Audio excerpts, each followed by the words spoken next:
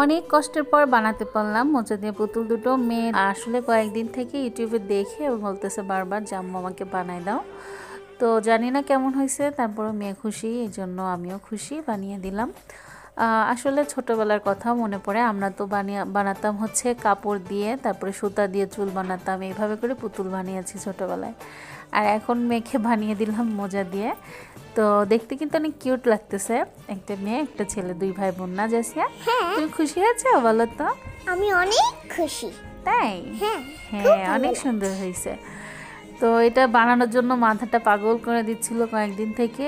বাবাকে বলছে যে মোজা নিয়ে আসো, নতুন এক জোড়া মোজা এনে দিছে, তারপরে হচ্ছে বানিয়ে দিলাম। তো পুতুলটা দেখতে অনেক কিউট লাগতেছে আমার কাছেও। খুব সুন্দর। তো এই যে এই মোজা দুটা হচ্ছে নতুন নিয়ে আসছে বাবা, আর কিছু হচ্ছে কটন দিয়ে বানিয়ে দিলাম।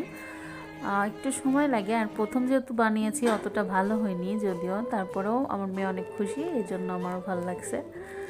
তো এইভাবে কেটে নিয়ে তারপরে ভিতরে কটন দিতে হয়েছে। এখন তুমি খুশি? হ্যাঁ, খুব মাথা খুশি। একদম পাগল বানাই দিছে কয়দিন থেকে, বানিয়ে দাও মা, পুতুল কেন বানাচ্ছ না, লিখবো না এটা সেটা।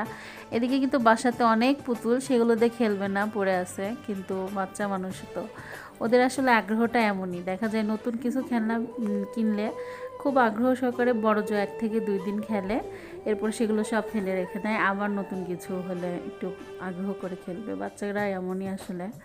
তো কি আর করা যাবে, যাই হোক, এই যে এইভাবে বানিয়ে দিলাম।